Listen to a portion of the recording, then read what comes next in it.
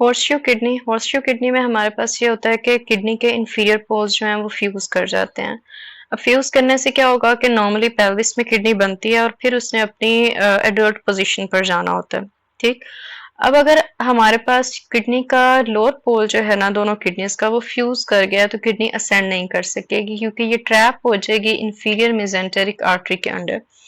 Normal function होता है kidneys का, लेकिन कुछ जो है ना कंडीशंस इसके साथ एसोसिएट की जाती हैं, जैसे हाइड्रोनेफ्रोसिस हो जाता है किडनीज को, यूरेट्रोपेल्विक जंक्शन जो होता है ना उसकी ऑब्स्ट्रक्शन हो जाती है, किडनी स्टोन्स बन सकते हैं इन लोगों में, ज्यादा इन्फेक्शंस का रिस्क ज्यादा होता है और रीनल कैंसर का रिस्क इसमें बढ़ जाता है। क्रोमोसोमल एनियोप्लॉइडीज के साथ भी एसोसिएटेड है, टर्नर सिंड्रोम, ट्राइसोमी 13, 18, 21 इन सब के साथ इसका लिंक है। दूसरा हमारे पास इन्होंने स्कैन शो किया हुआ है, एक जो है इमेज है। अब इसमें हमारे पास क्या है कि ये वर्टिब्रा है, वर्टिब्रा के आगे ये दो वस्कुलर स्ट्रक्चर्स हैं। अगर ये लेबलिंग हमारे पास एब्सेंट हो तो भी हमें पता हो कि इमेजिंग के अंदर मिरर इमेजेस होते हैं। ठीक है, तो अब ये हमारे पास राइट साइड है किडनी की, यानी ये बॉडी की लेफ्ट साइड है। अब लेफ्ट साइड के ऊपर कौन सा वस्कुलर स्ट्रक्चर हमारे पास रन करता है, डिसेंडिंग एओर्टा। तो ये वाली साइड, ये जो वेसल है ये एओर्टा हो गई और उसके ऑपोजिट वाली इंफीरियर वीना कैवा हो गई, और ये दोनों किडनीज हैं जो आपस में फ्यूज की हुई हैं, that is called horseshoe kidney.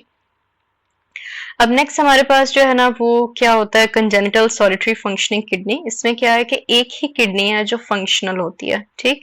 अब इसका क्या मतलब है कि एक ही फंक्शनिंग किडनी है, और होगा क्या कि पेशेंट के अंदर ऐसे सिम्टम्स नहीं आते हैं। क्यों? क्योंकि दूसरी किडनी जो है ना कॉन्ट्रालैटरल किडनी वो कंपनसेट कर जाती है, थ्रू कंपनसेटरी हाइपरट्रॉफी वो ज्यादा काम करती है। अब ज्यादा काम करने से वो उसमें हाइपरट्रॉफी हो जाती है। अब एक ही चीज है और वो ज्यादा काम कर रही है तो उसके अंदर एनोमलीज भी ज्यादा हैं, क्योंकि वो स्ट्रेस की सिचुएशन में रहती है हर वक्त। ठीक है, तो उसमें एनोमलीज भी ज्यादा होती हैं, और ये हम अल्ट्रासाउंड पे प्रीनेटली डायग्नोस कर सकते हैं। इसके अंदर हमारे पास दो तरह की डिजीजेस आती हैं, एक मेलफॉर्मेशंस आती हैं। एक यूनिलैटरल रीनल एजेनेसिस है, यानी एक किडनी है, ठीक है, और मतलब एक ही किडनी है और दूसरी एब्सेंट है, या फिर ये है कि जो एक किडनी है वो नॉन फंक्शनल है, यानी मल्टीसिस्टिक डिस्प्लास्टिक किडनी बन गई है। यूनिलैटरल रीनल एजेनेसिस कैसे है, किडनी बिल्कुल ही नहीं बनी। इसका क्या मतलब है कि यूरेट्रिक बर्ड जो है ना हमारे पास वो बनी ही नहीं है। हमने पढ़ा था कि यूरेट्रिक बर्ड और मेटानेफ्रिक मेसेनकाइम से किडनी और किडनी के स्ट्रक्चर सारे बनते हैं। अगर किसी भी वजह से यूरेट्रिक बर्ड नहीं बनी तो वो मेटानेफ्रिक मेसेनकाइम के साथ इंटरेक्ट करके उसको इंड्यूस नहीं करेगी कि मेसेनकाइम से बनने वाले स्ट्रक्चर्स बने।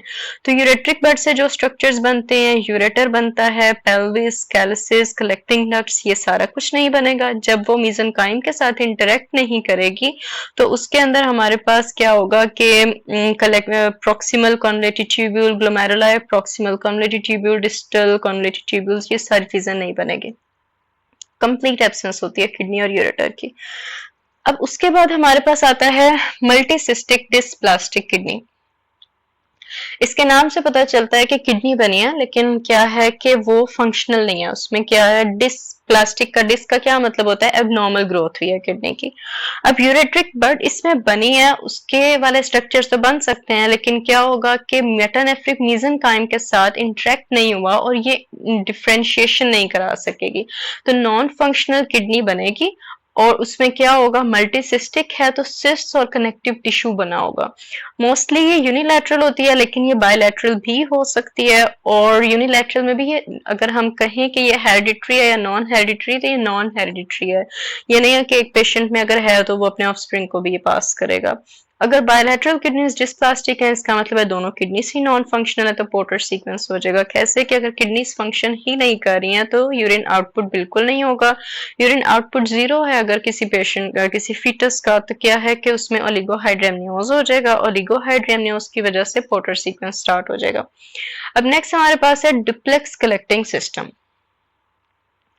डुप्लेक्स कलेक्टिंग सिस्टम में क्या है कि डबल यूरेट्रिक बर्ड्स हैं, ठीक है। बाइफर्केशन, या तो ये है कि यूरेट्रिक बर्ड की बाइफर्केशन हो गई और वो डिवाइड कर गया, या फिर ये है कि दो ही यूरेट्रिक बर्ड्स हैं आपके पास और वो मेसेनकाइम के साथ इंटरेक्ट करती हैं। अगर यूरेट्रिक बर्ड की बाइफर्केशन हुई है मेटानेफ्रिक ब्लास्टिमा में एंटर होने से पहले, तो क्या है कि यूरेट्रिक बर्ड से यूरेटर बनता है बाद में, पेल्विस, कैलिसिस वगैरह, तो क्या होगा कि आपका वाई शेप बिफिड यूरेटर होगा, ठीक है। बाइफिड यूरेटर यानी डबल वो वाई शेप्ड होगा, दो यूरेटर्स होंगे, एक ही यूरेटर आगे जाके डिवाइड कर जाएगा जैसे। या फिर हमने क्या पढ़ा ऑल्टरनेटिवली कि दो यूरेट्रिक बर्ड्स हैं और वो मीजेनकाइम के साथ इंटरेक्ट करेंगे। अब एक एबनॉर्मेलिटी आ गई है। अब यूरेटर की नॉर्मल जो है कह लें कि नॉर्मल स्ट्रक्चर तो नहीं आता है ऐसा, ठीक है। तो अब क्या एनॉमली होगी कि या तो ऑब्स्ट्रक्शन के चांसेस बहुत ज्यादा हो जाएंगे, यूरेट्रल ऑब्स्ट्रक्शन के, या फिर उसमें ये होगा कि यूरिन का जो है ना रिफ्लक्स होना शुरू हो जाएगा, बैक फ्लो यूरिन जाना शुरू हो जाएगी, जिसको हम कहते हैं वेजिको यूरेट्रल रिफ्लक्स, उसके चांसेस बढ़ जाएंगे। और कभी भी यूरिन का जब बैक फ्लो होता है या ऑब्स्ट्रक्शन हो जाएगी, यूरिन के आगे पास नहीं हो रही है वो, तो क्या होता है यूटीआई का रिस्क बढ़ जाता है, इन्फेक्शंस का रिस्क बढ़ता है। और जब बैक फ्लो होते हैं यूरिन तो क्या होगा कि यूरेटर डायलेट हो सकता है या किडनीज डायलेट हो सकती हैं, तो हाइड्रोनेफ्रोसिस हो सकती है। नेक्स्ट टॉपिक है हमारे पास पोस्टीरियर यूरेथ्रल वेल्व्स, ठीक। इसमें क्या होता है कि ये मेम्ब्रेन जो है ना वो छोटी सी हमारे पास रह जाती है। यूरेथ्रा जो मेल इन्फेंट्स का होता है ना, उसके यूरेथ्रा में एक मेम्ब्रेन रह जाती है जो उनके यूरिन को ऑब्स्ट्रक्ट करती रहती है। पोस्टीरियर यूरेथ्रा के अंदर या प्रोस्टेटिक यूरेथ्रा जो होता है ना, उसके अंदर ये मेम्ब्रेन होती है। अब इसकी वजह से क्या होगा कि एक मेम्ब्रेन है आगे, एक राह में रुकावट है, तो यूरेथ्रल ऑब्स्ट्रक्शन हो जाएगी, ठीक है। और अब इसमें हमारे पास क्या है, इसको भी हम डायग्नोस कर सकते हैं प्रीनेटली। अब क्या होगा, हम खुद से सोचें तो जैसे इस डायग्राम में भी है कि अगर यहाँ पे यूरेथ्रा के लेवल पे ऑब्स्ट्रक्शन हुई है तो बैक फ्लो होगा, बैक फ्लो होकर ब्लैडर के अंदर यूरिन चला जाएगा, वहीं पे स्टे करेगा, आगे पास नहीं करेगा। अब ब्लैडर के अंदर ज्यादा यूरिन है, स्ट्रेस की सिचुएशन है, तो हाइपरट्रॉफिक ब्लैडर हो जाता है। उसके बाद हमारे पास क्या होगा कि बैक फ्लो होगा, वेजिको यूरेट्रल रिफ्लक्स जिसको हम बोलते हैं, यूरिनरी रिफ्लक्स हो रहा है, और यूरेटर भी एक पॉइंट आएगा कि डायलेट कर जाएगा, हाइड्रो यूरेटर। और जब किडनी डायलेट कर जाएगी तो उसको हम कहते हैं हाइड्रोनेफ्रोसिस, ठीक है। अगर ये हमारे पास जो है वो बर्थ से पहले सीवियर ऑब्स्ट्रक्शन है तो ये ओलिगोहाइड्रेमनियोज भी कर सकता है, जिसकी वजह से पोर्टर सीक्वेंस हो सकता है और बच्चे की डेथ हो सकती है।